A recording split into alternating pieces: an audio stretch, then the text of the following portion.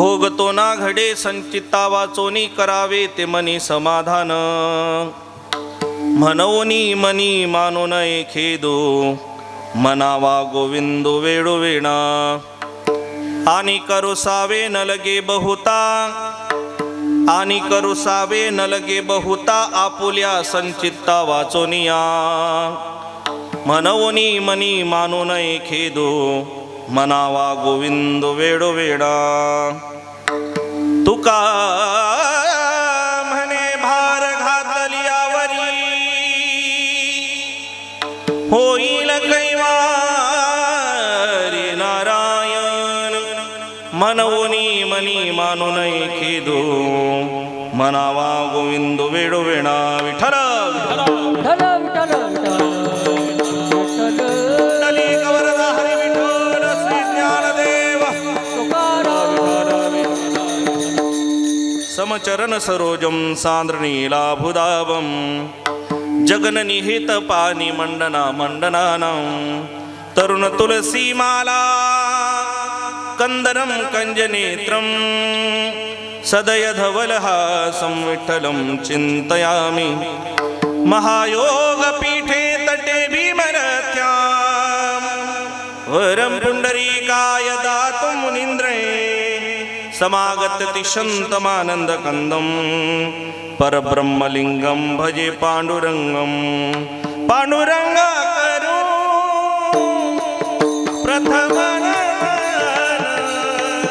पांडुरंगा करू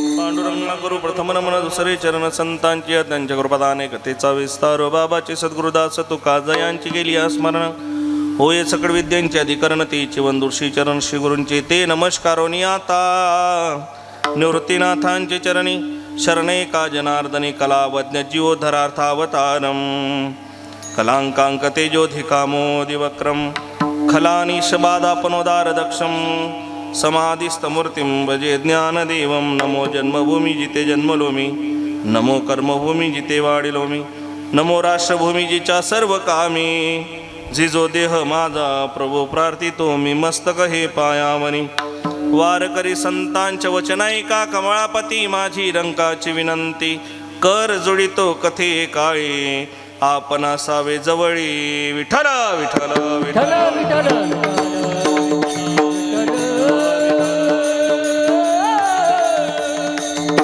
भोगतो ना घडे संचिता वाचोनी, भोगतो ना घडे संचिता वाचोनी, करावे ते मनी समाधान, मनोनी मनी मानू नये खेदो, मनावा गोविंद वेडो वेणा. मुक्त कैवल्य तेजोनिधी भगवान श्री ज्ञानोबाराय, श्रीमंत श्री जगद्गुरु तुकोबाराय, शांती ब्रह्म एकनाथ महाराज, विश्वगुरु श्रीमन निवृत्तीनाथ महाराज, आदिशक्ती मुक्ताई आदी करून सर्व संत मंडळीच्या चरणावर विनम्रभाने प्रणिपात करून ज्या निमित्तानं आज आपण या ठिकाणी एकत्रित आलेलो आहोत, दादांच्या स्मृतीला अभिवादन करून उपस्थित श्रोता सज्जन मायबाप वर्ग तुम्हा सर्वांच्या चरणावर पुरुष एकदा विनम्र भावाने त्रिवार अभिवादन करून सेवेकरता घेतलेला अभंग ज्ञानवंत कृपावंत श्रीमंत संत जगद्गुरु तुकोबारायांचा 4 चरणाचा सुंदर असा उपदेशपर प्रकरणातील अभंग सेवेकरता घेतलेला आहे.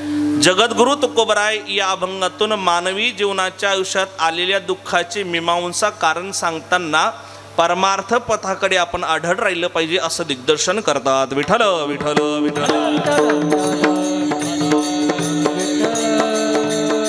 या अभंगावर चिंतन करण्यापूर्वी अल्पसा हा पर्याय द्यायचा तो असा, किम निमित्तानं आज आपण या ठिकाणी एकत्र आलो, सर्व ज्ञात सर्वांना कल्पना आहे. कारण कुठलंही कार्य म्हटलं की त्या कार्याकरता कारण लागतं. काय लागतं बोलत चला तुम्ही, काय लागतंय? कारण लागतंय. कुठलंही कार्य म्हटलं की त्याच्याकरता कारण लागतं. कोणी म्हणत असेल का हो आजचं कीर्तन काय कारण आहे, म्हणे विनाकारण आहे. होतंय का? नाही. विनाकारण कीर्तन होत, बोला पटपट, विनाकारण कीर्तन होत. पण खरं सांगू विनाकारणच कीर्तन होतंय. फक्त हा विना वेगळा, तो विना वेगळा. तुम्ही रेंजमध्ये बसा म्हणजे कीर्तन कळत आहे. तर किम निमित्तानं आपण या ठिकाणी एकत्र आलो, सर्व ज्ञात सर्वांना कल्पना आहे. आपल्या भाग्यवंत श्री क्षेत्र अंबड गावातील रहिवासी असणारे वैकुंठवासी बाळासाहेब गोपाळराव दाते दादांच्या प्रथम पुण्यस्मरणाप्रित्यर्थ आज आपण या ठिकाणी एकत्रित आलेलो आहोत.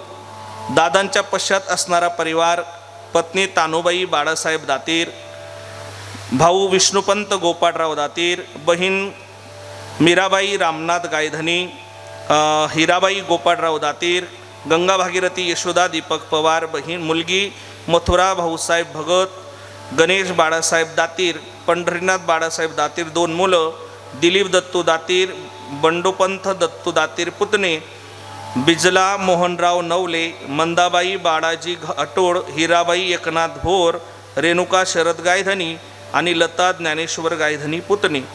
या समस्त परिवाराच्या उपस्थितीमध्ये, सखे सोयरे आप्तेष्ट गणगोताच्या उपस्थितीमध्ये आज दादांचं या ठिकाणी प्रथम पुण्यस्मरण त्या ठिकाणी साजरं होत आहे. त्या निमित्तानं आजची ही सेवा ज्यांच्या संपर्कातून मला प्राप्त झाली, आमचे परम मित्र वारकरी संप्रदायातले एक ज्येष्ठ उपासक, परमार्थप्रेमी, परमश्रद्धेय, परमादरणीय, आपल्या भागाचं आपल्या गावाचं वैभव बंडूपंथ दादा यांच्या संपर्कातून ही सेवा मला प्राप्त झाली. आणि वारीच्या पावलेवर म्हणजे वारीच्या वाटेवर चालत असतानाच एखाद्या वारकऱ्याकडून वारकऱ्याची सेवा व्हावी या अनुषंगानं बाबांनी म्हणजे दादांनी ही सेवा माझ्याकडे सुपूर्द केली. सांगितलं महाराज अनेक ऑप्शन माझ्याकडे आहेत, पण त्या ऑप्शनमधून काही लिस्ट मी सिलेक्टेड केलेली आहे आणि त्या सिलेक्टेड लिस्टमधलं एक नाव तुमचं घेतलेलं आहे. ऑप्शन भरपूर होते, पण इच्छा आमची की कार्यक्रम तुम्ही करावा. मला असं वाटतं दादा तुम्ही कार्यक्रम देणारे किंवा मी कार्यक्रम करणारं कोणी नाही. कुठेतरी दादांचं कुठेतरी मागच्या जन्माचं ऋण माझ्यावर असेल आणि ते ऋण फेडण्याकरता या ठिकाणी यावं लागलं. विठ्ठल विठ्ठल विठ्ठल.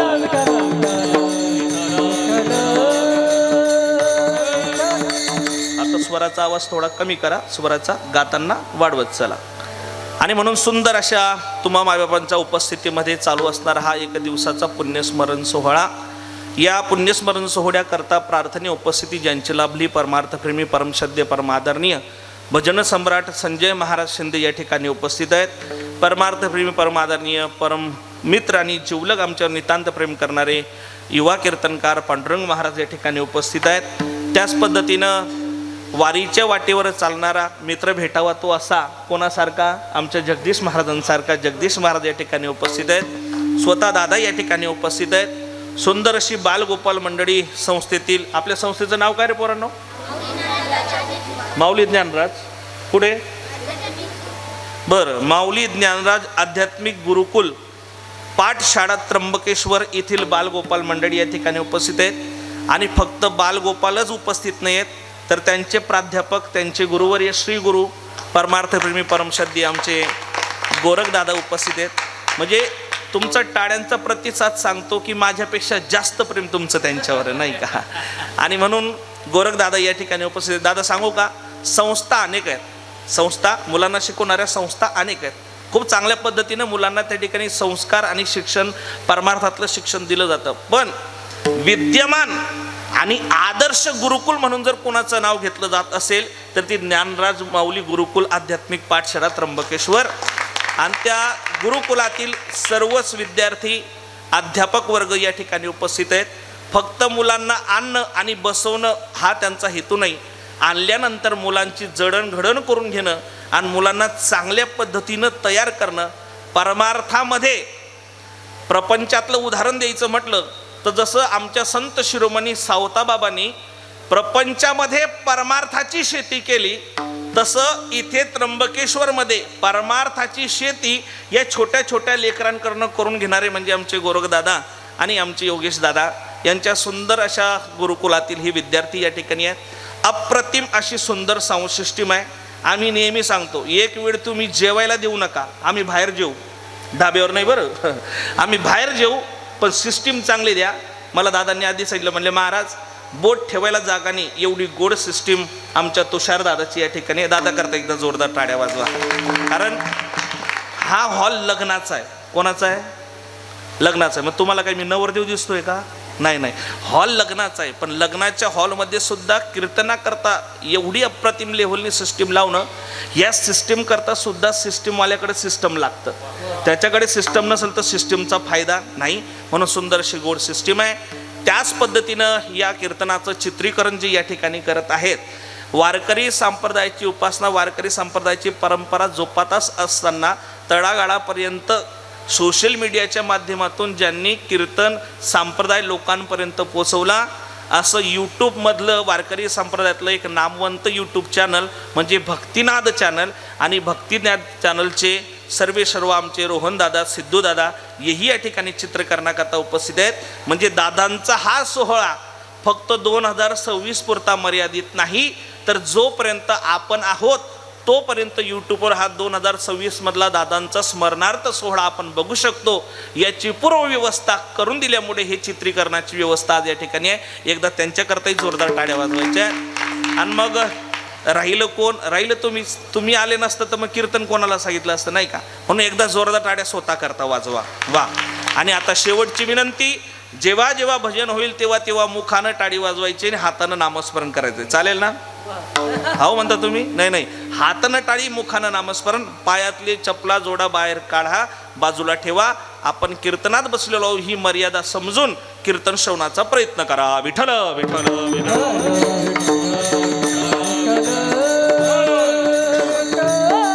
काय बोलायचं महाराज, 1 वर्ष आधी या दात्री परिवारातून बाप जात राहिला. मी नेहमी म्हणतो, आयुष्यातून सर्व जावं पण आयुष्यातून मायबाप कधी जाऊ नये.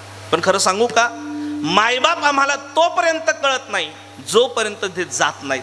मायबाप म्हणजे आमच्या आयुष्यात मिठासारखे आहे. जोपर्यंत तुमच्या जेवणात मीठ आहे तोपर्यंत जेवणाची किंमत नाही. पण एखाद दिवस जर जेवणात मीठ नसू द्या तर एक घास सुद्धा घशाच्या खाली उतरत नाही. तसं जोपर्यंत मायबाप आहे तोपर्यंत कळत नाही, पण गेल्यावर मात्र त्यांची आठवण आल्याशिवाय राहत नाही. गए हुए आते नाही, उनकी याद सताती है. ते येत नाही पण आठवणीच्या रूपानं आपल्यामध्ये आजही जिवंत असतात. आज भरपूर लोक येतील, आल्यानंतर माझ्या ताईला, माझ्या दादाला, माझ्या आप्पांना सांगतील, अहो 1 वर्ष कुठं गेलं समजलं नाही बरं का. 1 वर्ष कसं गेलं हे त्या परिवाराला विचारा ज्या परिवारातला बाप निघून गेलेला आहे. हा, डोंगराळ गेलेला सूर्य पुन्हा कधीतरी उगवणार आहे, पण बाप नावाचा सूर्य एकदा मातीआड गेला की पुन्हा त्याचा उदय नाही. मुलांना शिकवलं, मोठं केलं, सोन्या नाण्यानं थाटलेला संसार. मग असे आमच्या बंडूदादांनी मला सांगितलं, म्हणले महाराज बाबांचा स्वभाव एवढा रॉयल होता आणि बाबांचा स्वभाव रॉयल होता म्हणून बसलेली माझ्या समोर सर्व मंडळी ही रॉयल आहेत. कारण त्यांचे चेहरे, त्यांची प्रसन्नता, त्यांचा रिस्पॉन्स बघण्यासारखा आहे. हे बाबांवरनं दिसून येतं. हे बाबांचे असलेले सुसंस्कार. बाबा एवढे रॉयल होते की बाबांनी त्यांचा संसार सुखा समाधानाचा करत असताना दोघंही मुलांचं शिक्षण केलं, मुलीचं शिक्षण केलं, त्यांचा संसार सुखाचा केला आणि सोन्या नाण्याचे दिवस आलेत. आणि आता कुठं सुखानं जगायचं, पण होत्याचं न होतं झालं आणि या काळानं घाला घातला. आणि बाप नावाचं कर्तृत्व बाप नावाचं सामर्थ्य आमच्या आयुष्यातून हरवून दिलं महाराज. कशी काळाची चावल आली, बाग सुखाची करपून गेली, कसं विपरीत झालं सार, होता सोन्याचा संसार, राजा राणीचा दरबार, होता सोन्याचा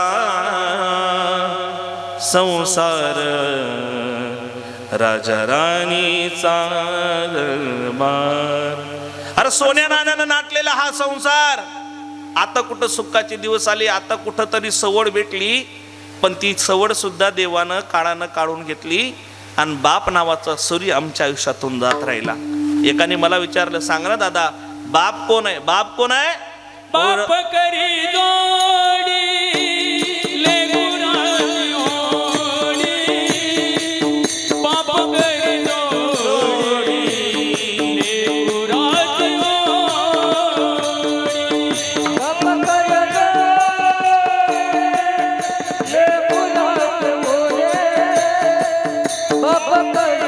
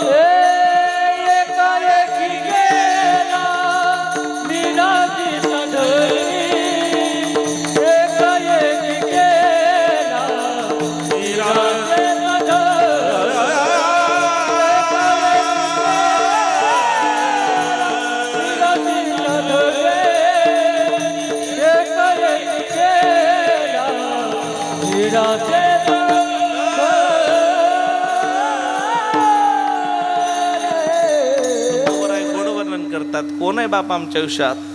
बाप करी जोडी लेकराची ओढी,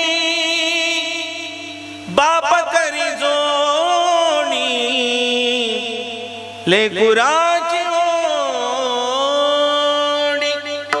कुठलेही प्रयत्न कुठलेही कष्ट न करता आपल्या पाठीशी प्रॉपर्टीची शिदोरी जो बांधून देतो ना, त्याला बाप म्हणतात. एकाने विचारलं, महाराज बाप कोण आहे? ऐका ना. ओरा मंदी माया ज्याच्या, काड्या मे गावानी, दाखविना कधी कुणा, डोळ्यातल पाणी, घडी भर तू थांब जरा, ऐक त्याची थापर, लई अवघड आय गड्या उमगाया बापर, उमगाया बापर, लई अवघड आय गड्या उमगाया बापर, उमगाया बापर. महाराज अवघड आहे बापाचं चरित्र. बाप गेल्याशिवाय कळत नाही. आणि असं बाप नावाचं कर्तृत्व, बाप नावाचं सामर्थ्य आज या परिवारातून जात राहिलं. पण बाप जरी आमच्या आयुष्यातून निघून गेला, पण आठवणीच्या रूपानं आज ते आमच्यामध्ये शिल्लक आहेत. गेले दिगंबर ईश्वर विभूती, गेले दिगंबर ईश्वर विभूती, राहिल्या त्या कीर्ती जगामाजी, जगामाजी राहिल्या त्या कीर्ती जगामाजी. गेले दिगंबर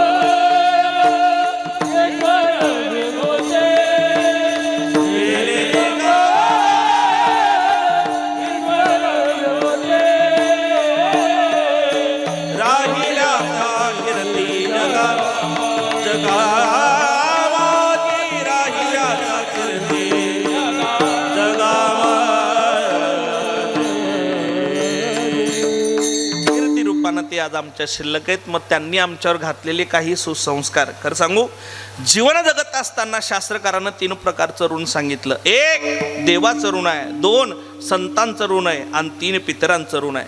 देवाच्या ऋणाविषयी कृतज्ञता व्यक्त करण्याकरता शास्त्रानं 3 पद्धती सांगितल्यात.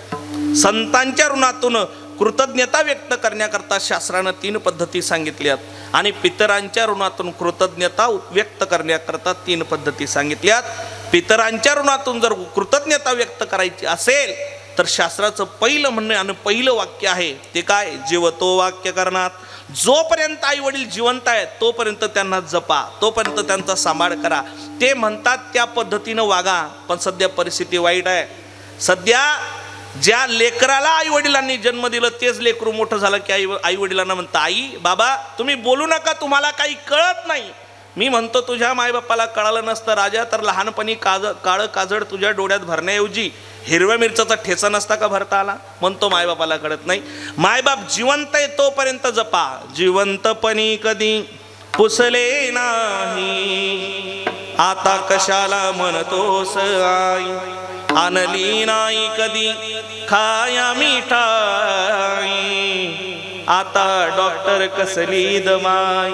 अरे जिवंत असताना जर आई म्हणली, बाबा म्हणले, बाबा अरे राजा गोड खाण्याची इच्छा होते तर तू म्हणतो आई सुट्टे नाही. आणि शेवटची वेळ आली की डॉक्टरला म्हणतो, डॉक्टर साहेब 3 लाख नाही 4 लाख रुपये घ्या पण माझ्या आईचा जीव वाचवा. काय खरंय ते? जिवंत आहे तोपर्यंत मायबापाला जपा. मेल्यावर तर कोणी रडेलो, मेल्यावरती रडतो कशाला, उगीच तान नको देऊ घशाला, नको दिखावा दाव जगाला, मोडला नाही कधी रुपया दोदार. मेल्यावर आजूबाजूचे येतील रडतील पण जोपर्यंत जिवंत आहे ना तोपर्यंत मायबापा करता रडून बघा, जीवनाचं सार्थक आहे. विठ्ठल विठ्ठल विठ्ठल. आई वडिलांची एवढे ऋण आहेत की तुकोबाराय म्हणतात, काय द्यावे त्यासी व्हावे उतराई, ठेवी तहा पायी जीव थोडा. आपल्या शरीराच्या चामड्याची चप्पल जरी त्यांच्या पायात परिधान केली तरी त्यांचे उपकार फिटणार नाहीत. पण त्या उपकाराविषयी कृतज्ञता व्यक्त करणं म्हणजे काय करणं? पहिलं काम करा, जीवतो वाक्य करणात. दुसरं मृताहांबुरी भोजनात. ते मेल्यानंतर मृत्युमुखी पडल्यानंतर त्यांच्या नावानं अन्नदान करा. आणि गयायाम पिंडदानश, या 3 गोष्टी करल्या पाहिजेत. या परिवारानं जिवंत असताना आपणचा दादंत सांभाळ तर केलेलाच आहे, त्यांचे शब्द त्यांना जोपासलेलंच आहेत. पण गेल्यानंतर सुद्धा मृताहांबुरी भोजनात अन्नदानही आहे आणि गयायाम पिंडदानश. पण फक्त अन्नदान न करता वारकरी संप्रदायाची परंपरा उपासना जोपातच असताना फक्त अन्नदान न करता ज्ञानदान सुद्धा व्हावं, या अनुषंगानं आजची ही कीर्तनाची सेवा. विठ्ठल विठ्ठल विठ्ठल.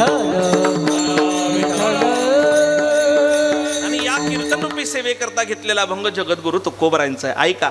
येचे यावत भूतलावर जन्माला आलेल्या जडजीवांच्या उद्धाराकरता अखंड देश झिजवणारे म्हणजे जगद्गुरु तुकोबाराय. मायबाप जगद्गुरु तुकोबारायांनी या समाजाच्या कल्याणाकरता 1 नाही 2 नाही 3 नाही 4 कोटी अभंगांची निर्मिती केली. या 4 कोटी अभंगांपैकी 3,99,95,908 अभंगाची उपलब्धी वारकरी संप्रदायाकडे नाही. जी उपलब्धी आहे तो 4092 अभंगाचा गाथा आणि त्या गाथ्यातील 2293 क्रमांक नंबरचा अभंग सेवेकरता घेतलेला आहे. ज्या अभंगातून जगद्गुरु तुकोबाराय मानवी जीवनाला झालेलं दुःख, त्या दुःखाचं निरसन, त्या दुःखाची कारणमीमांसा करत असताना दुःख का होतं त्याचं स्पष्टीकरण देतात. आणि दुःख जरी होत असलं तरी आपण परमार्थ पथावर आढळ राहावं याचं दिग्दर्शन करतात. तुम्ही जर थोडासा विचार केला, मानवी जीवनाचा जर विचार केला तर मानवी जीवन हे प्रवाहित जीवन आहे. मानवी जीवन हे सतत वाहत राहणारं जीवन आहे. जसं बघा, आपली गोदामाई आपल्याला जवळ आहे.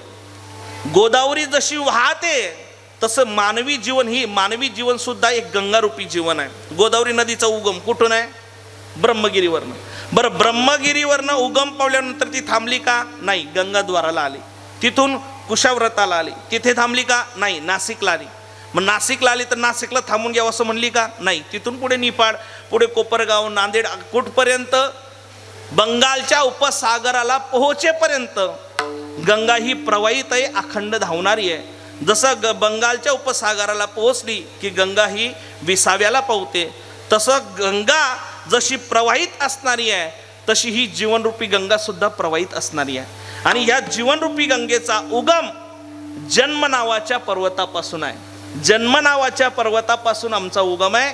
तिथून दर कोस दर मुक्काम करत करत करत करत आम्ही मृत्यू नावाच्या सागराला म्हणजे समुद्राला त्या ठिकाणी जाऊन मिळतो. आणि एकदा मृत्यू नावाच्या सागराला समुद्राला जाऊन मिळालात की आमची ही जीवनरूपी गंगा सुद्धा शांत झाली.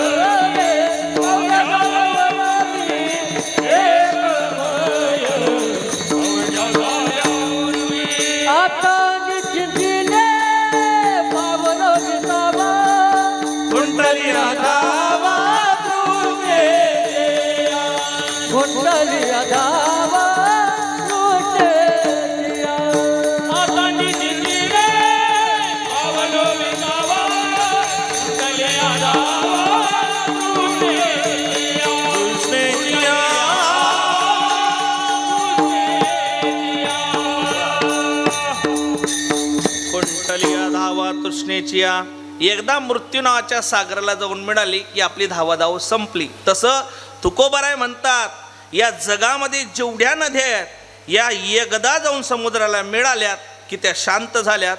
तसं या जीवनरूपी गंगा जेवढ्याही आज जिवंत आहेत या सर्व मृत्यूरूपी समुद्राला मिळाल्यात की शांत झाल्यात. मग आपला प्रवास सुद्धा गंगेसारखा आहे. मायका, नदीला गंगेला जसे दोन तट असतात, एक उजवा आणि एक डावा, तसं या जीवनरूपी गंगेला सुद्धा दोन तट आहेत. पहिला तट तो सुखाचा आहे आणि दुसरा तट मात्र दुःखाचा आहे. म्हणून मानवी जीवनामध्ये सारखं सुखही नाही आणि मानवी जीवनामध्ये सारखं दुःख सुद्धा. कधी कधी दुःख आहे, दुःखास्य हरणम सुखः आणि सुखास्य हरणम दुःखः. न नित्यम लभते सुखम न नित्यम लभते दुःखम. म्हणजे पुन्हा पुन्हा पुन्हा सुखही नाही आणि पुन्हा पुन्हा दुःखही नाही. दुःख आणि सुखरूपी या जीवनरूपी गंगेमधून आम्ही प्रवास करत आहोत. पण या जीवनरूपी गंगेतून प्रवास करत असताना बऱ्याच लोकांची अशी तक्रार आहे, महाराज आम्ही आयुष्यात कोणाचं वाईट केलं नाही, आयुष्यात कोणाचं त्या ठिकाणी गाडं मोडलं नाही, आयुष्यात कोणाच्या आड वाटेला गेलो नाही, कोणाचं त्या ठिकाणी वाईट केलं नाही, पण एवढं असून सुद्धा देवाचं आमच्याकडे लक्ष नाही. आयुष्यात देवानं फक्त आम्हाला धक्क्यावर धक्के दिले, म्हणजे आयुष्यात फक्त आम्हाला दुःखच प्राप्त झालं. मग हे दुःख प्राप्त झालं याला कारण काय? एक साधक जेवढे जगद्गुरु तुकोबारायांकडे गेला आणि तुकोबारायांना म्हटलं, तुकोबाराय माझ्या आयुष्यात आत्यंतिक दुःख मात्र मला झालेलं आहे आणि या दुःखातून बाहेर येण्याकरता मला सुखाची गरज आहे. तुकोबाराय तुम्ही सांगा ना सुख कुठे भेटेल? कारण सुख दोनच लोकांकडे, सर्व सुखाचे आगर म्हणजे भगवंताकडे, आणि दुसरं सुख जर कोणाकडे असेल तर सुख वसेची ठाई बहुपायी संतांची. मग सुख जर या दोन लोकांकडे तर जाऊन यांनाच विचारावं लागेल. आता कीर्तनकाराला तुम्ही विचारलं हा अभंग कुठला आहे तर ते सांगू शकतो, ही ओवी कुठली ते सांगू शकतो, त्याच्यावर चिंतन करू शकतो. पण ते कीर्तनकाराला न विचारता तुम्ही साऊंडवाल्याला विचारलं ते सांगता येईल का? साऊंडवाल्याला त्याचं सिस्टीमचं नॉलेज आहे, कीर्तनकाराला त्याच्या सिस्टीमचं नॉलेज. जसं ज्याला ज्याचं नॉलेज आहे त्याच्याकडं आपण गेलं पाहिजे. समजा तुम्हाला साखर घ्यायची आहे तर साखर जर 1 किलो घ्यायची असेल तर एखाद्या कृषी केंद्रात आपण गेलो तर चालेल का? बोला ना, चालेल? बाकीचे नाही म्हणताय म्हणजे याचा अर्थ चालेल? नाही चालणार. त्याच्याकरता किराणा दुकानातच जावं लागेल. तसं जिथं जे आहे तिथे जावं लागेल. सुख हे संतांकडे आहेत. एक साधक निघाला आणि जगद्गुरु तुकोबारायांना म्हणू लागला, तुकोबाराय सांगा ना सुख कसं प्राप्त होईल? तुकोबाराय म्हणतात, बाबा सुख प्राप्त होण्याकरता आयुष्यात शांती संपादन करावी लागते. शांती प्राप्त झाल्याशिवाय सुख प्राप्त होत नाही. बरं मग तुकोबाराय शांती कुठे भेटेल? म्हणजे ज्ञान प्राप्त झाल्याशिवाय शांती भेटत नाही. मग ज्ञान कुठं भेटेल? म्हणे वैराग्य प्राप्त झाल्याशिवाय ज्ञान प्राप्त करता येत नाही. म्हणे मग वैराग्य कुठं भेटेल? म्हणजे जोपर्यंत आयुष्यात भक्ती निर्माण होत नाही तोपर्यंत वैराग्य प्राप्त होत नाही. मग भक्ती कुठं भेटेल? म्हणे भक्ती पाहिजे असेल तर त्याच्याकरता मनात चांगला भाव लागतो. काय? एक वेळ सकाळी पाव नाही खाल्ला तरी चालेल, पण रोज सकाळी आपण देवाला भावानं पूजलं पाहिजे, नाही का? का? अंतरीची घेतो गोडी पाहे जोडी भावाची, अंतरीची घेतो गोडी पाहे जोडी भावाची, देव सोयरा देव सोयरा देव सोयरा दिनाचा दिनाचा देव सोयरा दिनाचा देव सोयरा दिनाचा अंतरीची घेतो पाय जोडी भावाची, अंतरीची घेतो गोडी पाय जोडी भावाची, देव सोयरा देव सोयरा देव सोयरा दिनाचा देव सोयरा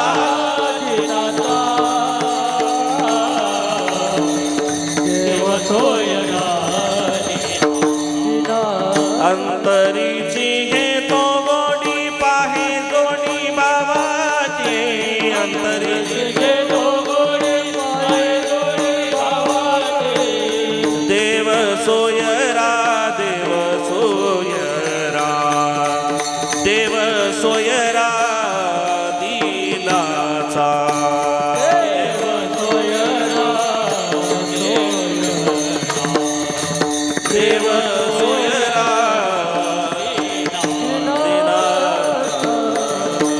बाबा, देवाला काय पाहिजे? भाव पाहिजे. मग भक्ती पाहिजे असेल तर भाव प्राप्त करावा लागेल. मग महाराज, भाव कधी प्राप्त होईल? जोपर्यंत त्या व्यक्तीविषयी आपल्या मनात प्रेम निर्माण होत नाही तोपर्यंत भाव येत नाही. म्हणजे ऐका, प्रेम निर्माण झालं की भाव प्राप्त होतो. एकदा भाव आला की भक्तीकडे आपण वाटचाल करतो. एकदा भक्ती संपादन झाली की मग मात्र आपल्याला वैराग्य प्राप्त होतं. एकदा वैराग्य आलं की ज्ञान भेटतं, आणि एकदा ज्ञान प्राप्त झालं की जीवाची शांती आपल्याला प्राप्त होत असते, आणि शांती प्राप्त झाली की सुख समाधान आपल्याला प्राप्त होतं. मग महाराज, जर या सर्व गोष्टी आम्हाला पाहिजे असतील तर काय करावं लागेल? तो कोबाराय म्हणतात, बाबा ही सर्व खाती मी वाटून दिलेली आहेत. शांतीचं खातं मी वाटून दिलेलं आहे, ज्ञानाचं खातं मी वाटून दिलेलं आहे. बरं, प्रमाणं भरपूर आहेत, पण प्रमाणात असू द्या, म्हणजे वेळ निघणार नाही. ऐका, शांतीचं खातं वाटून दिलेलं आहे. शांतीचं खातं कोणाकडे? नाथरायांकडे. शांती ब्रह्म एकनाथ महाराज. केवढी शांती! प्रत्येकाचं पाठ आहे. यवन अंगावरी थुंकला, प्रसाद देवनी मुक्त केला. अहो, यवन 108 वेळा थुंकला. काय काय काय काय पुन्हा ऐका, यवन 108 वेळा थुंकला तरी प्रसाद देवनी मुक्त केला. आपल्याकडे फक्त बघायची गरज आहे. तू डोळे वरती करून का बघितले? आणि त्यात नाशिकची परिस्थिती तर वाईट आहे महाराज, सांगायलाच नको. मग एवढी शांती कोणाकडे? नाथबाबांकडे. आणि एवढी शांती नाथबाबांकडे होती म्हणून ऐका, द्वारकेची मूर्ती एकनाथागरी, पाणी वाहे हरी कावडीने, श्रीखंड्या चंदन उघडोनी करी, वस्त्रे गंगा तिरी दूतसे. एवढी शांती प्राप्त झाली म्हणून स्वतः साक्षात भगवान परमात्मा असे भक्ताची घरी कामे न सांगता करी. मग शांती पाहिजे, नाथ बाबाकडे जावं लागेल. ज्ञान पाहिजे, ज्ञानी यांचा शिरोमणी, ज्ञानी यांचा शिरोमणी. बोला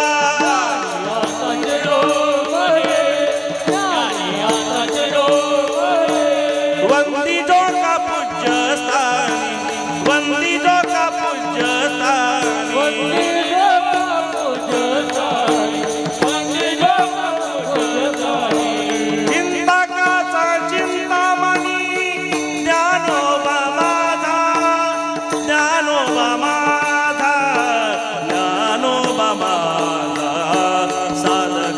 माय बाप दरुशनी हरे ताप सर्वभूती सुखारूप ज्ञानोबा माझा सर्वभूती सुखारूप ज्ञानोबा माझा साधकाचा माय बाप दरुशनी हरे ताप सर्वभूती सुखारूप ज्ञानोबा माझा सर्वभूते सुखरूप ज्ञानोबा हो ज्ञानियांचा शिरोमणी वंदिता पूजतानी चिंतकाचा चिंतामणी ज्ञानोबा माझा ज्ञानियांचा शिरोमणी ज्ञान पाहिजे तर माऊली ज्ञानोबारांकडे जावं लागेल. किती ज्ञान सांगायची गरज नाही, आपल्याला प्रत्येकाला माहिती. चला पुढे. भक्ती पाहिजे, वैराग्य पाहिजे असेल तर जगद्गुरु तुकोबाराय तुकाराम नाम घेता कापी यम. ऐका ज्या यमाला सर्व जग घाबरतं.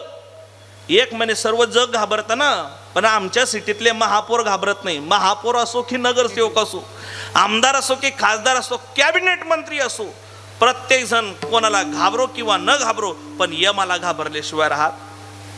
सोपं सांगतो तुम्हाला. आता मला सांगा, इथं किती कोट्याधीश व्यक्ती असू द्या किंवा किती पैलवान व्यक्ती असू द्या, शरीरानं मनानं आर्थिक सामाजिक बळकटी असू द्या, पण कोणाला वाटतं यमानं आपल्या घरी यावं? हात वरती करा बरं. ज्याला वाटत असेल यमानं आपल्या घरी यावं हात वरती करा. 2 रुपये बक्षीस देतो. आहे का?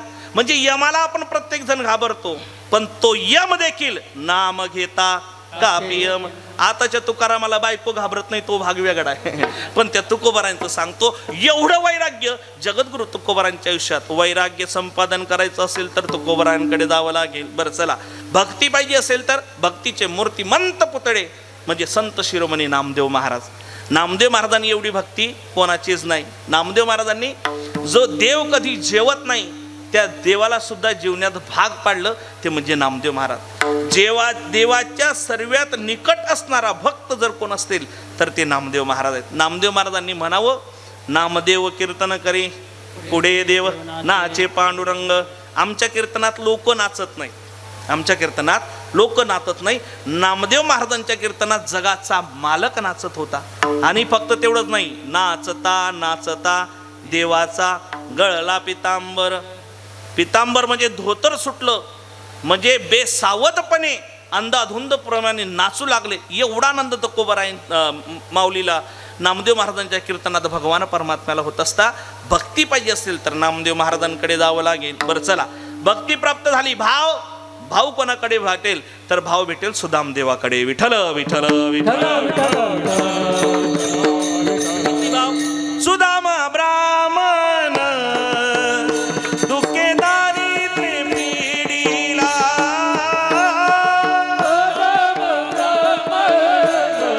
ताडी वाजव, ताडी वाजव.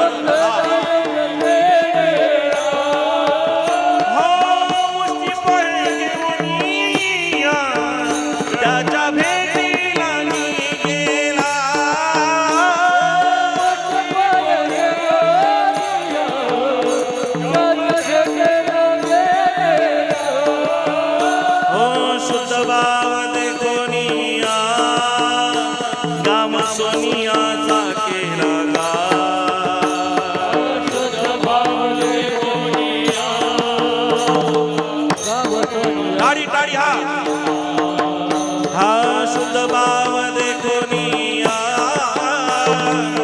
गाम सोनियाचा केरंगा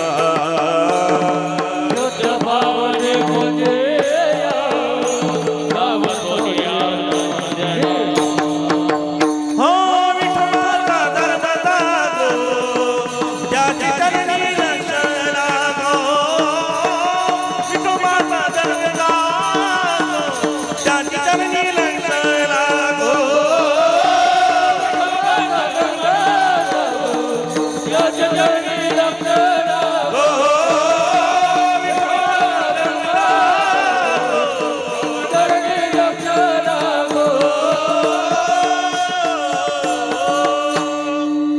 एवढा भाव कोणाकडे? शुद्ध भाव देखोनिया गाव सोनियाचा केला गा.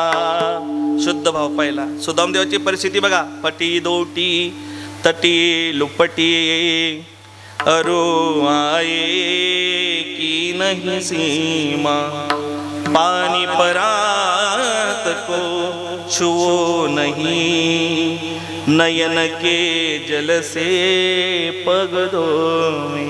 अहो, हातात पाणी न घेता डोळ्यांच्या आसुवांनी ज्याचे पाय देवानं धुवावेत तो देव म्हणजे सुदामदेव आहे. आणि सुदामदेवाचा भाव आहे, मला काही नाही मिळालं तरी चालेल, पण देवाकरता आपण काहीतरी घेऊन गेलं पाहिजे. भाव प्राप्त करायचा असेल तर सुदामदेवाकडे जावं लागेल. आणि ऐका, शेवटचं प्रेम जर पाहिजे असेल, तसं तर प्रेम प्रत्येकानं केलं पाहिजे, पण प्रेम ते नाही ज्या प्रेमामध्ये स्वार्थ आहे.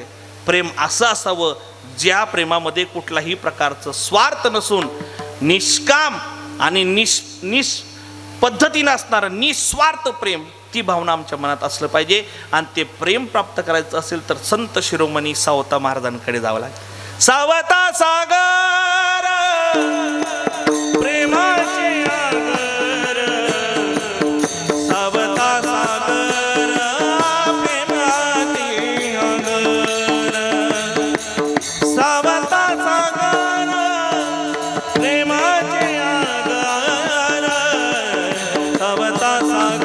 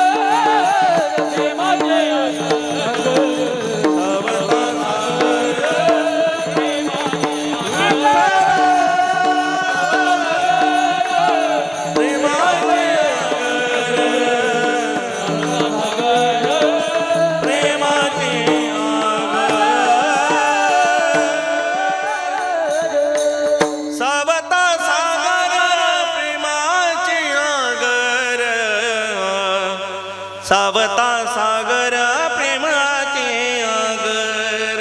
किती प्रेम, किती प्रेम, किती प्रेम सांगू.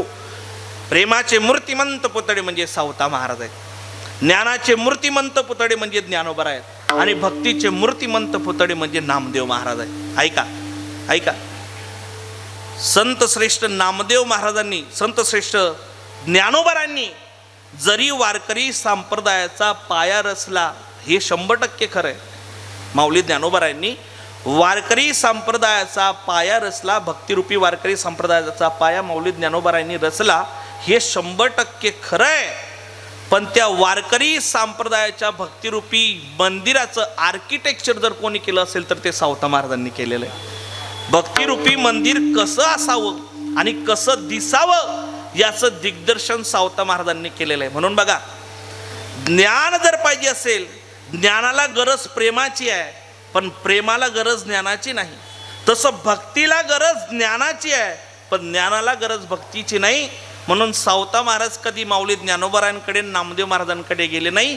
स्वतः नामदेव महाराज आणि सावता महाराज, नामदेव महाराज आणि ज्ञानोबाराय सावता महाराजांकडे आले, आणि अपूर्ण असणारं ज्ञान आणि अपूर्ण असणारी भक्ती परिपूर्ण झाली. ते सावता महाराजांकडे येऊन, आणि सावता महाराजांच्या मड्यातले पहिले 2 विद्यार्थी म्हणजे माऊली ज्ञानोबाराय आणि त्या ठिकाणी नामदेव महाराज, ही सावता महाराजांची ख्याती आहे. आणि निष्काम कर्मयोगी म्हणजे सावता महाराज. वारकरी संप्रदायाचे ज्येष्ठ आणि श्रेष्ठ संत म्हणजे सावता महाराज. वारकरी संप्रदायाचे प्रणेते, तत्व प्रणेते म्हणजे सावता महाराज. आणि वारकरी संप्रदायातले पहिले अभंग करते म्हणजे पहिले आद्य कवी म्हणजे सावता महाराज. आणि सावता महाराजांनी आम्हाला जनजागृती करताना सांगावं की बाबा हो, फक्त माणसात देव बघू नका. मग या कांदा मुळा भाजी, कांदा मुळा भाजी, कांदा मुळा भाजी, कांदा मुळा भाजी, अवघी विठाई माझी, अवघी विठाई माझी, अवघी विठाई माझी,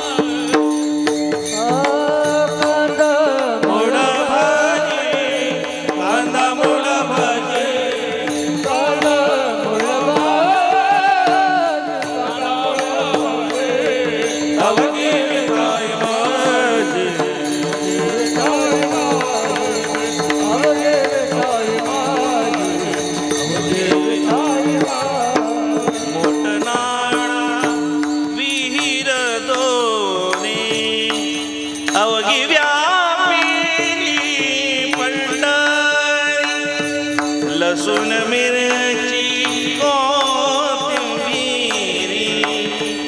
अवघा झाला माझा हरी. कांदा मुळा भाजी, कांदा मुळा भाजी, कांदा मुळा भाजी, कांदा मुळा भाजी, अवघी विठाई माझी, अवघी विठाई माझी, अवघी विठाई माझी, अवघी विठाई माझी.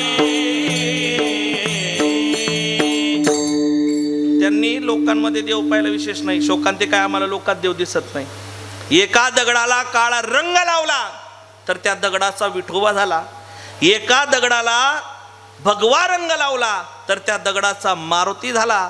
एका दगडाला गुलाबी रंग लावला तर त्या दगडाचा खंडोबा झाला. माणसाला असला कुठला रंग लावा म्हणजे माणसाचा माणूस होईल. ही शोकांती काय दादा. आज आम्हाला माणसातला देव कळत नाही. तुम्हाला सांगू का, जा तुम्ही पंढरपुराला जाता का? बोला ना, बोला जाता का? आपले बरेचसे अंबडचे आमचे दादा ते बरेचसे वारकरी होते पंढरपूरला. पंढरपूरला गेलं पाहिजे. गोरखबाबा, पंढरपूरला एवढी गर्दी आषाढी एकादशीच्या दिवशी, म्हणजे सरकारचं म्हणणं आहे 35 लाख वारकरी होते. किती? बोला ना पटकन, किती? 35 लाख वारकरी. पाव तिकडे वारकरी, एवढी गर्दी, एवढी गर्दी. आमचे श्री गुरु म्हणतात आषाढी एकादशीच्या दिवशी पंढरपुराला मरणाची गर्दी. महाराज विनेकरी महाराज, आषाढी एकादशीच्या दिवशी जर पंढरपुराला एखाद्या वारकऱ्याला या जागेवरनं त्या जागेवर जायचं असेल तर त्यानं काहीच करू नये. त्यानं फक्त प्रदक्षिणा रोडला यावं आणि येऊन उभं राहावं. ना हालिंग ना डुलिंग, फक्त सर्किंग, चालला तो पुढे. एवढी गर्दी. कुठं? पंढरपूरला. मरणाची गर्दी. पाय ठेवायला जागा नाही, श्वास घ्यायला जागा नाही. आणि त्यात तुम्ही भर दुपारी 11, 11:30 वाजता नामदेव पायरीच्या समोरच्या चौकात जा. महाराज एवढी गर्दी, मरणाची गर्दी. मरून जावं पण आषाढी एकादशीच्या दिवशी माणसानं पंढरपूरला जाऊ खरे, गेल्याशिवाय राहू नये. आणि त्या पंढरपुराला जर तुम्ही गेलात तर एवढी गर्दी बघितल्यावर समजतं एवढे वारकरी पंढरपूरला येतात. पण ऐका, त्या पंढरपुराला जर तुम्ही गेलात ना तर तिथं गेल्यानंतर लोक 10 तास, 24 तास, 48 तास, 72 तास लाईनीत लागतात. कशा करता? देवाचं दर्शन घेण्याकरता.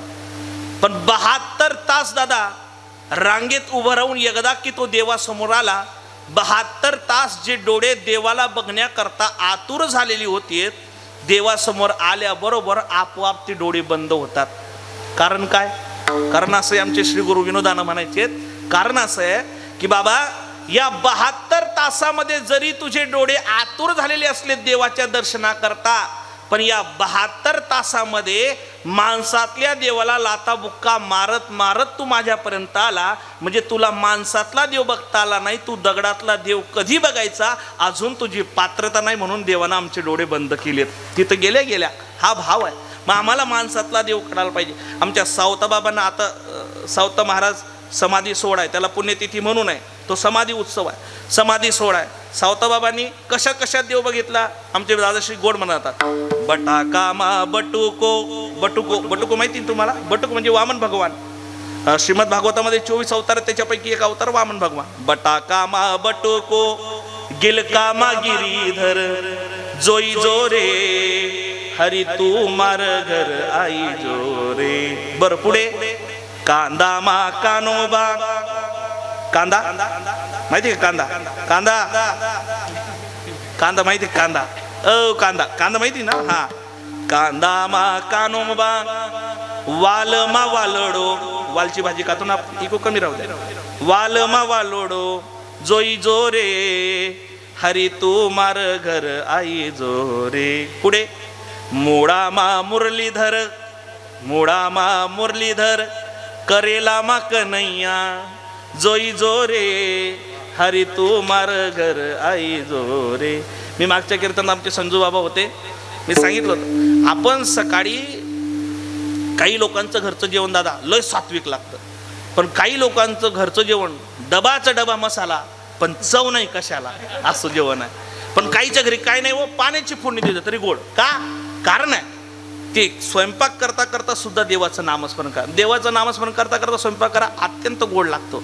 पण स्वयंपाक करता करता जर याच्या काळ्या त्याच्या काळ्या करत असाल तर तुमच्या संसाराच्या आणि तुमच्या संसारात केलेल्या त्या कशाचा स्वयंपाकाची काळी झाल्याशिवाय राहणार नाही. म्हणून इथून पुढे असंच म्हणायचं. कसं म्हणता का महिला म्हणतात 2 मिनटं घेतो, जास्त वेळ घेत नाही. मला माहिती तुम्हाला भूका लागल्यात, आवरलं पाहिजे. बरोबर आहे ना? हाव बरोबर आहे. 2 मिनटं म्हणा माझ्यासोबत. कांदा मा कानोबा.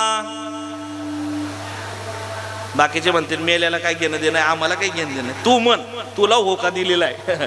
नाही सर्वजण म्हणा, टाळी वाजू ना. कांदा मा कानोबा. हे बघा मी शेवटपर्यंत जोपर्यंत मला आवाज येत नाही तोपर्यंत कीर्तन सोडणार नाही. स्वयंपाक थंडा झाला तरी चालेल आणि तुम्ही मला परत नाही बोलवलं तरी. आज आपल्या बाबांना खरी श्रद्धांजली म्हणजे ह्या भजनाने आपण वाहूयात. सर्व महिला मंडळ तयार आहेत? माझ्या लाडक्या बहिणीनो तयार आहेत ना? मग बोलत चला. कांदा मा कानोबा. आवाज आवाज. कांदा मा कानोबा. काय महाराज बंडू दादा, विषय असा आहे आपले लोक आहे ना ते म्हणतात ना लातो के भूत बातों से नहीं मान. तुम्हाला तुमच्या शेजारच्याची शपथ आहे जर आता नाही म्हणलात तर. हा भांडणाला एवढा जोर येतो, भजनाला नाही का? एकदा भजनाचा जोर दाखवू एकदा. आता या सर्व माझ्या बहिणी आहेत, या सर्व माझ्या आई आहेत, त्या माझ्या बहिणी आहेत. एकदा दाखवून देऊ आपण. ऐका दाजीबा, हा ऐका एकदा. हा कांदा मा कानोबा. कांदा मा कानोबा करेला मा कन्हैया. करेला मा कन्हैया जोई जोरे हो जोई जोरे हरी तू मार घर आई जोरे. हरी तू मार घर आई जोरे. बोला. जो मोठ्यानं म्हणाल देव पुढच्या 8 दिवसात त्याच्या घरी येईल. हा गिलकामा गिरीधर. गिलकामा गिरीधर मोडा मा मुरलीधर. हो मोडा मा मुरलीधर जोई जोरे. हा जोई जोरे हरी तू मार घर आई जोरे. हरी तू मार घर आई जोरे. बोला बोला बोला. हा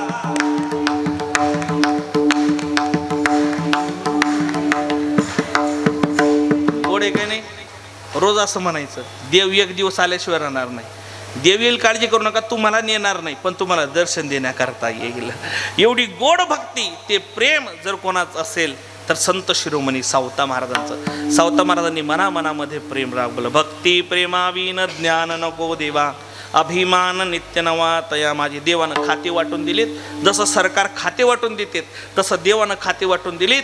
आणि एका साधकानं संत शिरोमणी सावता महाराजांकडनं प्रेम घेतलं, भाव त्या ठिकाणी सुदामदेवाकडनं प्राप्त केला, भक्ती नामदेव महाराजांकडनं घेतली, वैराग्य तुकोबारांकडनं घेतलं, ज्ञान माऊली ज्ञानोबारांकडनं घेतलं, शांती त्या ठिकाणी शांती ब्रह्म नाथ महाराजांकडनं संपादन केली आणि पुन्हा त्या ठिकाणी तुकोबारांकडे तुकोबाराय एवढं संपादन करून सुद्धा अजून माझ्या आयुष्यात सुख नाही.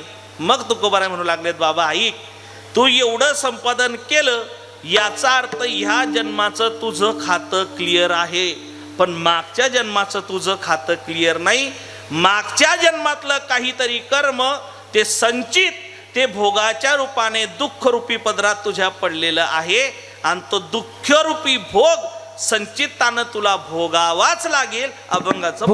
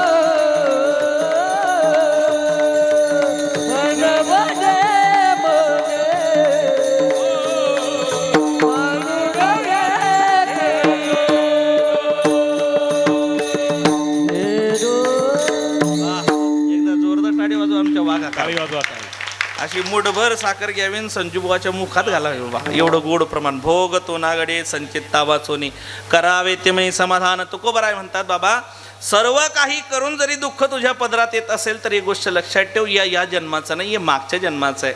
काहीतरी संचित कर्म आपल्या आयुष्यात भोगाच्या रूपानं दुःखाच्या रूपानं आपल्या पदरात येत असतं आणि याचा फायदा बरीचशी लोक घेतात. ऐका, माळकरी झालेला व्यक्ती, वारकरी करणारा व्यक्ती आयुष्यात जर त्याचं दुःख येत असेल ना, 2-4 डोमकावडे त्याच्याजवळ येतात. का हो, आयुष्यभर देवदेव केलं तुम्ही, एक वारी चुकत नाही तुमची, आळंदीची, पंढरीची, त्र्यंबकची, देहूची.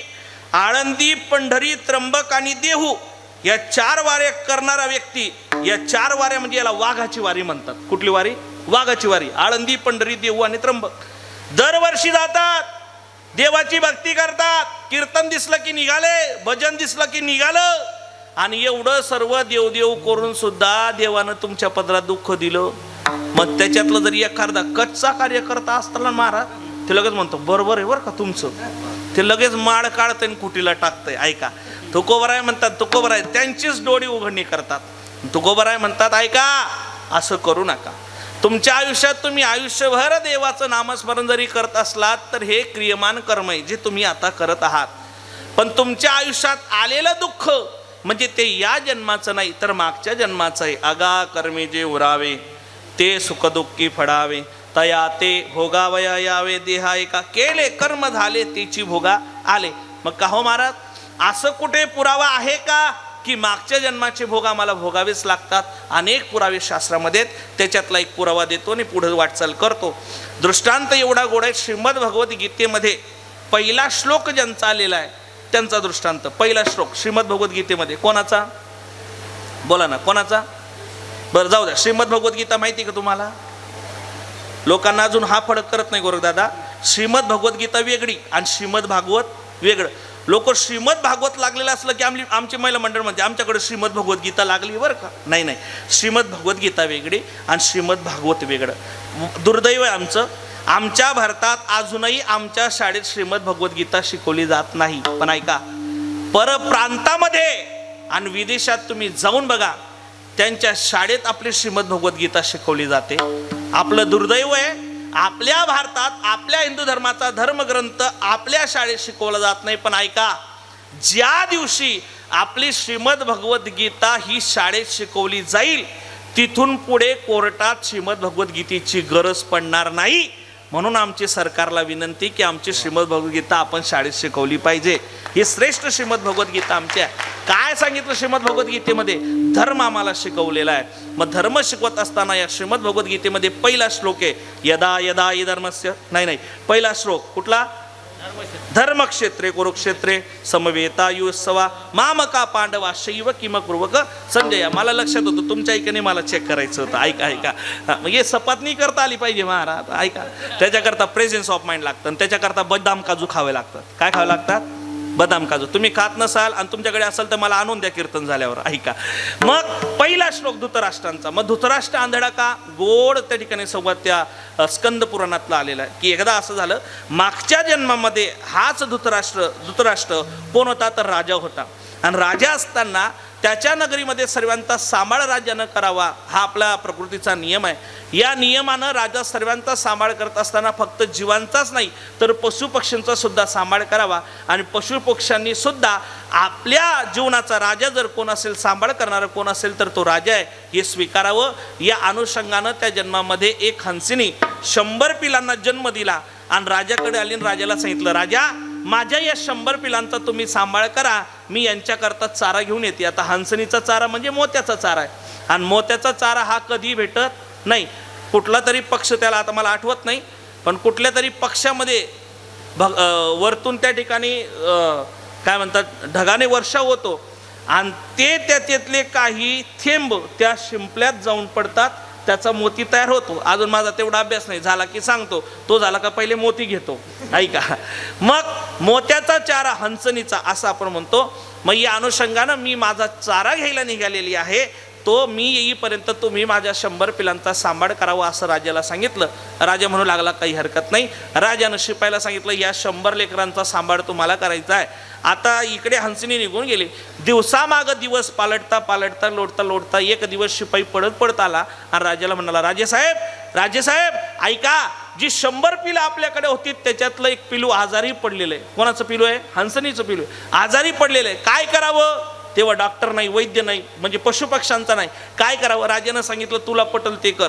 त्या शिपाईनं काय केलं? आजारी असणारं ते पिलू जिवंत राहत नाही याची शाश्वती आली, त्यानं त्याला कापलं आणि कापून त्या पिलाची भाजी केली आणि राजाला जेवणाकरता आमंत्रण दिलं.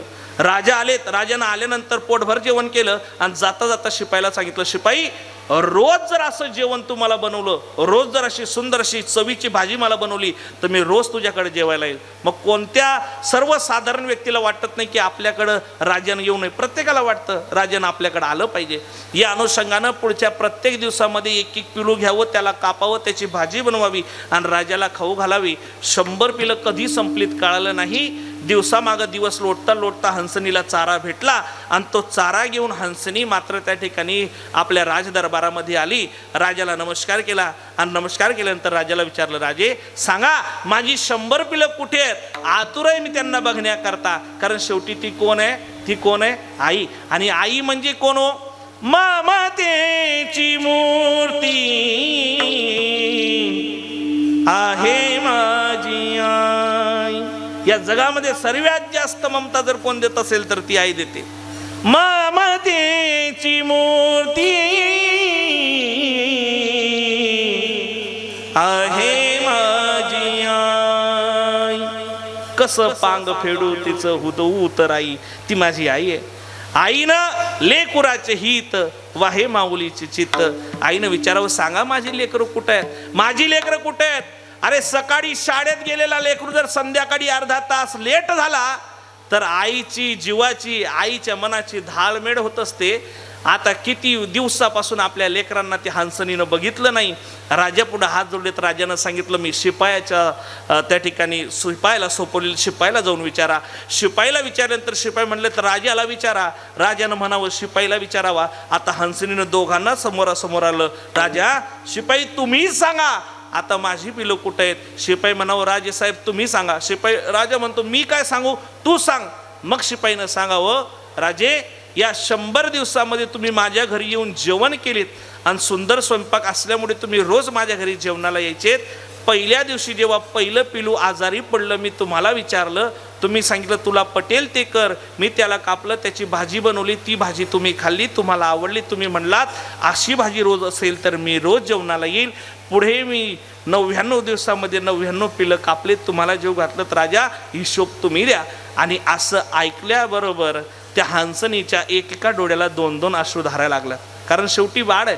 बाळ सापासारखं जरी असलं तरी ते आईला प्रिय असतं. आईची 100 लेकरं निघून गेलीत. अहो एकुलता एक मुलगा निघून गेला तर एवढं दुःख होतं. 100 लेकरं निघून गेल्यानंतर त्या आईनं विचार करावा, काय होईल, माझ्या जीवनाचं कसं होईल. त्या आईचे वाक्य, आईचा एकुलता एक पोरगा निघून जावा आणि आईनं मग विचार करत बसावा. ती आई आहे महाराज. आत्मा आणि ईश्वर याचा सुरेख संगम जी साधून देते ना, तिला आई असं म्हणतात. ती आई म्हणते, कुठे असतील माझे बाळ, कुठं असतील माझे लेकरं. त्या आईच्या एका डोळ्याला 2-2 अश्रू धारायत ना. आईनं म्हणावं, कुठे गेला माझा बाळा,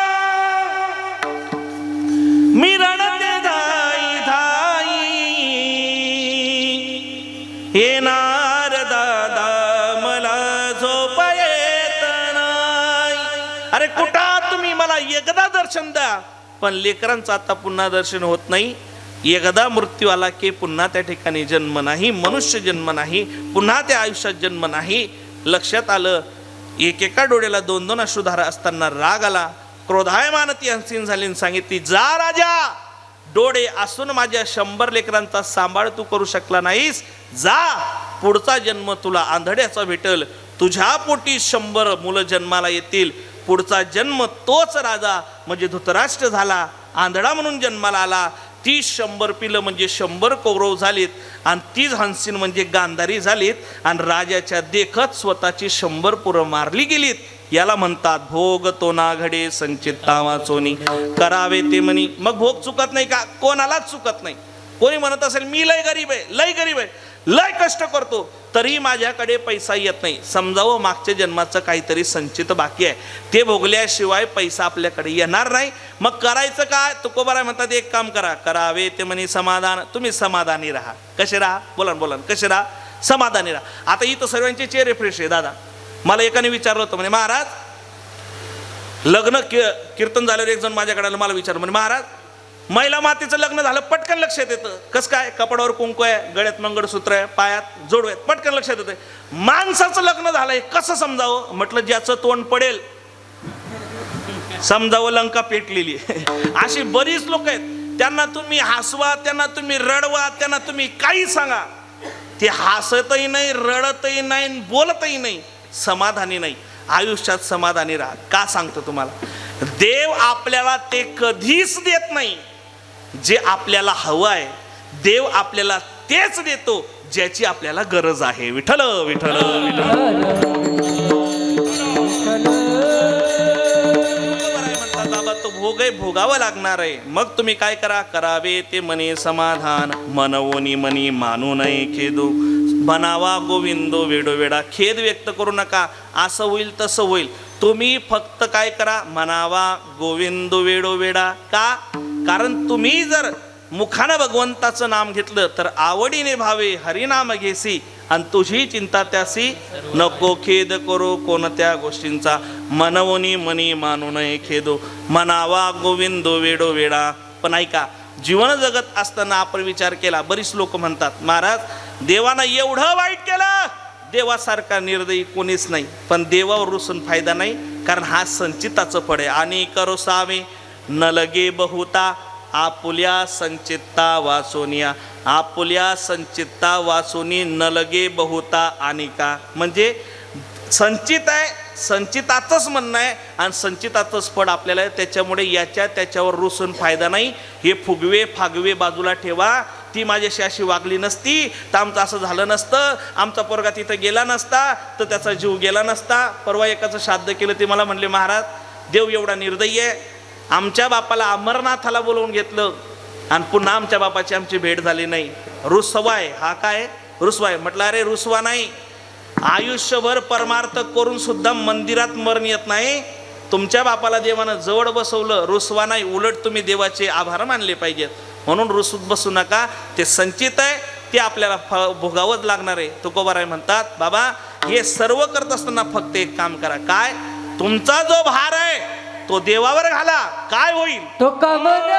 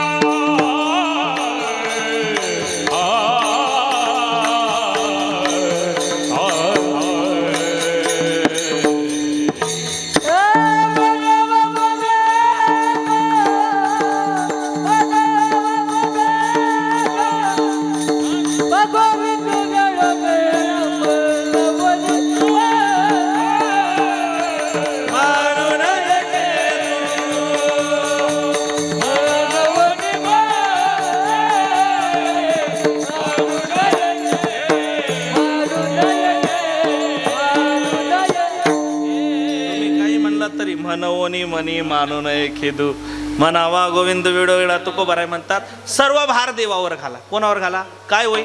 शेवटचं उदाहरण सांगतो, सेवा आठवतो. लातूर जिल्ह्यामध्ये अहमदपूर नावाचा तालुका आहे आणि त्या तालुक्यामध्ये बोडवणकर मामा मोडवणकर मामा राहत होते. मोडवणकर मामा हे वारकरी होते, देवाची उपासना करायचे, नित्य वारकरी, नियमाचे वारकरी, महिना वारकरी मोडवणकर मामा. आणि एकदा असं झालं, काय होतं, चांगलं लोकांना सहन होत नाही. काय काय काय काय चांगलं लोकांना सहन हो. एखाद्याची प्रगती झाली की दुसऱ्याला ती बघवत. ते म्हणतात ना, कुत्र्याला गती आणि माणसाला प्रगती अजिबात सहन होत नाही. एक जण डॉक्टरकडे गेला. डॉक्टर साहेब म्हणले काय? इकडे इकडे इकडे लक्ष द्या.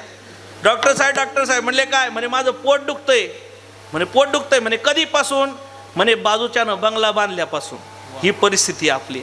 आपल्याला चांगलं सहन होत नाही आणि चांगलं आपल्याला बघवत नाही. पण ऐका, याचा त्याचा विचार करण्यापेक्षा आपण एक काम केलं पाहिजे, सर्वस्व भार देवावर टाकला पाहिजे. मोळवणकर मामा हे वारकरी होते, वारकरी संप्रदायाचे उपासक होते. पण वारकरी संप्रदायाची उपासना करत असताना काही चुकीच्या लोकांनी, काही निंदक लोकांनी मोळवणकर मामांवर खटला त्या ठिकाणी दाखल केला. आणि खटला दाखल केला आणि वकिलानं सांगितलं, म्हणे मामा, आषाढी एकादशीची तारीख ही आपल्या खटल्याची आहे, त्या दिवशी तुम्हाला थांबावंच लागेल. जर तुम्ही थांबलात नाहीत तर खटला आपल्या विरोधात गेल्याशिवाय राहणार नाही. मामानं विचारलं काय तारीख आहे? म्हणे अमके तारीख. म्हणे तिथी?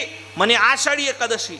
मोळवणकर मामानं खालची मान वरती केली, छाती ताट केली, छाती पुढे घेऊन मोळवणकर मामा म्हणले, वकील साहेब, आषाढी एकादशीच्या दिवशी जर खटला असेल तर खटला माझ्या विरोधात गेला तरी चालेल, पण मी इथे थांबणार नाही. मला जायचंय वारीला, मी पंढरपूर गाठल्याशिवाय राहणार नाही. तसंच झालं. मोळवणकर मामा आषाढी एकादशीला पंढरपूरला निघून गेलेत. पंढरपूरला मोळवणकर मामा निघून गेल्यामुळे जगाचा जगदीश्वर भगवान परमात्मा, पांडुरंग परमात्मा स्वतः मामाच्या रूपानं त्या सत्र न्यायालयामध्ये खटला चालवण्याकरता हजर झालेत आणि देवानं खटला चालवला. आजही त्या मोळवणकर मामाच्या समाधीला आषाढी एकादशीच्या दिवशी जिल्हा सत्र न्यायालयातले जे उच्च न्यायाधीश आहेत त्यांच्या हातून हार चढवला जातो आणि नमस्कार करायला जिल्हा सत्र न्यायालयाचे न्यायाधीश दरवर्षी तिथं येतात. याला म्हणतात होईन कैवारी नारायण. भार तुम्ही देवावर टाका की तो भगवान परमात्मा तुमचा कैवारी झाल्याशिवाय राहणार नाही. मनवोनी मनी मानू नये खेदू, म्हणावा गोविंद वेळोवेळा. कसं म्हणायचं? हात वरती करून म्हणायचं. करा हात वरती सर्वांनी, हातानं टाळी, मुखानं नामस्मरण. विठोबा रखुमाई. टाळी वाजवा, टाळी. हा रखुमाई हरी जे विठोबा रखुमाई. टाळी वाजवा मायबाप, हातानं टाळी, मुखानं नामस्मरण करत आहे. हा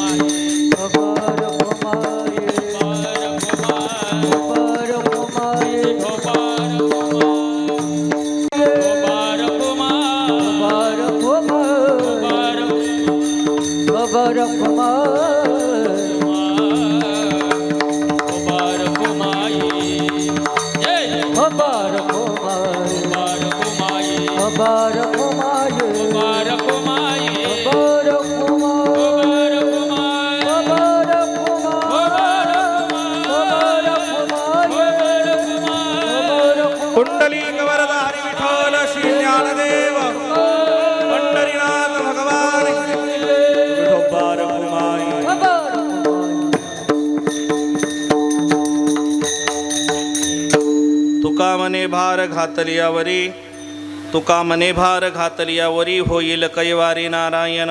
मनवनी मनी मानू नये खोदू, म्हणावा गोविंदो वेडोवेडा. खरं सांगू का, 1 मिनटं तुला वेळ देतो मी, 1च मिनटं. हे हार म्हणजे आजच्या कीर्तनकारात नाही, हे हार म्हणजे नानांविषयी तुमच्या मनात असणारं प्रेम आणि कृतज्ञता, त्याचे हे हार आज माझ्या गळ्यात आहेत. आणि एवढे हार तुम्ही टाकलेत. माझ्या बायकोची शपथ घेऊन सांगतो, थांबा थांबा थांबा, माझ्या बायकोची शपथ घेऊन सांगतो, एवढे हार माझ्या लग्नात सुद्धा नव्हते. हां आता टाका. टाळी वाजवा. आला ना, आपलं बोलणं प्रेमाचं आहे. मग आता एवढे हार तुम्ही टाकलेत. आमच्या सिद्धूला एक विनंती, एक फोटो काढून घेऊ. नानांच्या कीर्तनात एवढे हार आलेत, आम्हालाही त्या ठिकाणी दाखवण्याकरता. असं बर, मनवनी मनी माझे फोटो काढलेत, पण तुम्हाला माझं म्हणणं एकच आहे, मनवनी मनी मानू नये खेदो, म्हणावा गोविंदो वेडो वेडा. भगवंताच्या कृपेने नानांच्या प्रथम पुण्यस्मरणा प्रित्यर्थ विठ्ठला विठ्ठला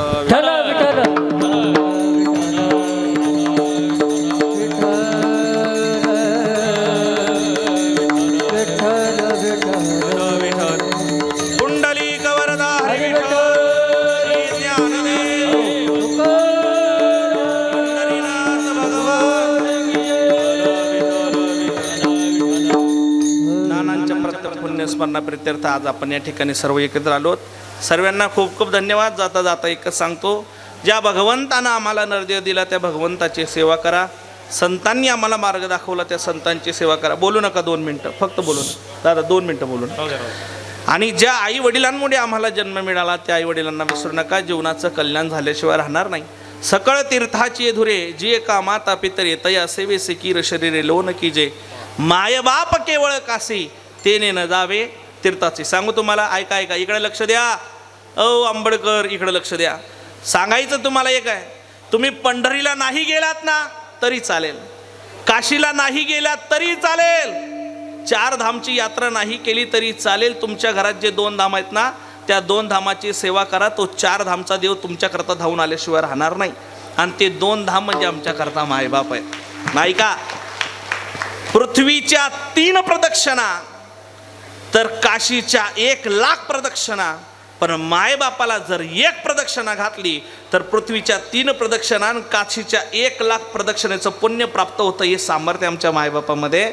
म्हणून मायबापाचा सांभाळ करा, मायबापाला जोपासा. ज्या परिवारानं आज बापाच्या उपकारातून उतराई होण्याकरता एवढा मोठा उत्सव केला, या परिवाराला भगवान परमात्मा इनकी झोली भर दे, भगवान इन सबका कल्याण करे. त्यांचंच नाही, जे कीर्तना करता आलेत, सुरुवातीला आलेत, मध्ये आलेत, आता शेवटी आलेत, अजून येणारे, देवानं या सर्वांचं कल्याण करावं. भगवान इन सबका भला करना, बस शुरुवात मुझसे करना, एवढं सांगतो आणि थांबतो. पुनश्च एकदा ज्यांच्या संपर्कातून ही सेवा मला प्राप्त झाली, परमार्थप्रेमी, परम आदरणीय, परमश्रद्धेय आमचे जिवलग मित्र बंडूदाता गतीर यांच्या संपर्कातून ही सेवा मला प्राप्त झाली. या सेवेकरता संजू महाराज असतील, पांडुरंग बाबा असतील, परमश्रद्धेय परम आदरणीय आमचे ज्येष्ठ गुरुबंधू गोरख महाराज असतील, बालगोपाल मंडळी असतील, या सर्वांच्या उपस्थितीमध्ये आणि तुमच्या सर्वांच्या उपस्थितीमध्ये हा 1 दिवसाचा दिव्य भव्य सोहळा भगवान परमात्मा तुमचं सर्वांचं कल्याण करो. आणि माझ्या दादांना, आमच्या नानांना, अनाथ ज्ञान कोणी नाही त्याला, पाया पे विठ्ठला ठेवी मज. आमच्या नानांना देवानं स्वतःच्या पायाजवळ जागा द्यावी एवढं सांगतो आणि याच ठिकाणी सांगतो. 2 मिनटं भजन, त्याच्यानंतर ज्ञानेश्वर माऊली, आणि मग मात्र पुढच्या सूचना, काही श्रद्धांजलीपर बोलायचं असेल त्या सूचना भेटतील. सूचना झाल्याशिवाय आपण हालचाल करू नका. सर्वांनी 2 मिनटं नामस्मरण करायचं आहे. हे नामस्मरण म्हणजे आजच्या कीर्तनातून नानांना दिली जाणारी ही श्रद्धांजली. ज्ञानोबाराया माझ्या तुकोबाराया. बोला माईबाप, स्वर वाढव, स्वर.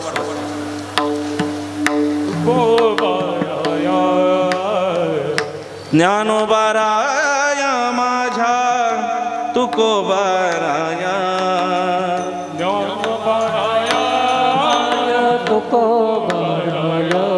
हो ज्ञानोबाराया माझ्या तुकोबाराया.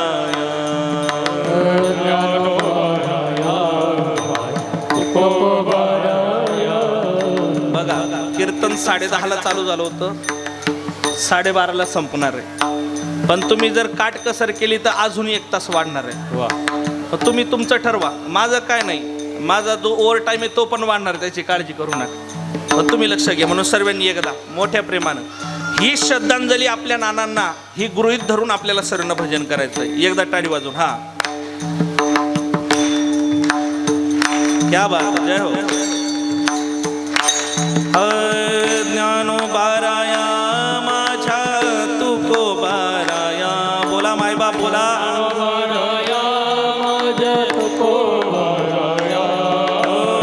ज्ञानोबाराया माझ्या तुकोबाराया.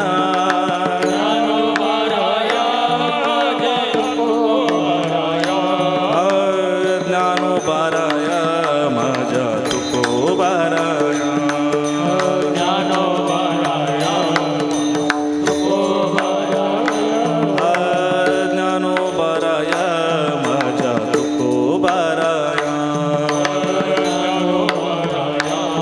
बोला सर्वजण टाळी वाजवून म्हणा. अनाथांची माय माझी ज्ञानोबाराया.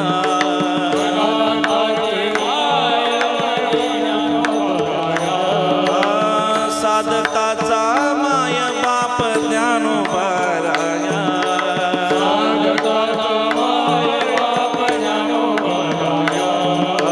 ज्ञानोबाराया माझ्या तुकोबाराया. बोला बोला बोला मायबाप. आजचं भजन आपल्या बापा करता नाही, जगाचे बापा करताय. टाळी वाजून. हा, दोन हात उठाते हुए ताली बजाते हुए. ज्ञानोबाराया माझ्या तुकोबाराया. जय हो. ज्ञानोबाराया माझ्या तुकोबाराया.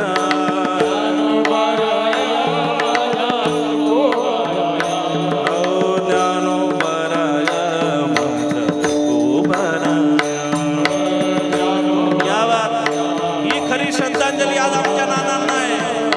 ज्ञानोबाराया माझ्या तुकोबाराया. आता मोठ्यानं गाऊया. विठ्ठल विठ्ठला विठ्ठल विठ्ठला विठ्ठल विठ्ठल विठ्ठल विठ्ठल विठ्ठल विठ्ठला. बोला बोला. हा,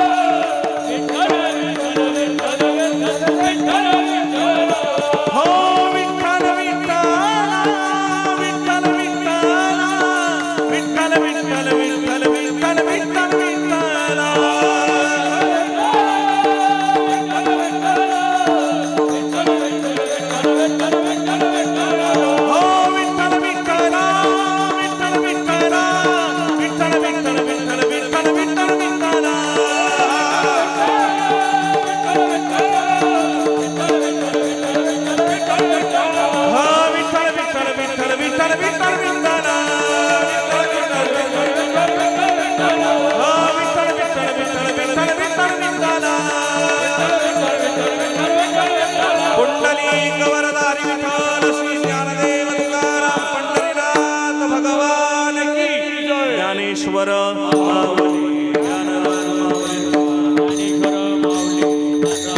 जय जय ज्ञानेश्वर माऊली ज्ञानराज माऊली. भोगतो ना गडे संचिता वाचोनी करावे ते मनी समाधान मनोनी मनी मानू नये खेदू. म्हणावा गोविंदो वेडो वेडा यथामती येता अवकाश. माऊली ज्ञानोबारांनी ज्याप्रमाणे बुद्धी दिली त्याप्रमाणे या अभंगावर चिंतन करण्याचा प्रयत्न केला. ओगाओगामध्ये तुमचे 5 मिनटं मी जास्त घेतली, त्याबद्दल क्षमा असावी. आता पुढील काही सूचना भैरवी म्हणायची का? बरं, पुढील काही सूचना ज्ञानदेव तुकाराम झाल्यानंतर होतील. नानांना श्रद्धांजली दिली जाईल. तोपर्यंत कोणी आपली जागा सोडू नका. विठ्ठल जय जय.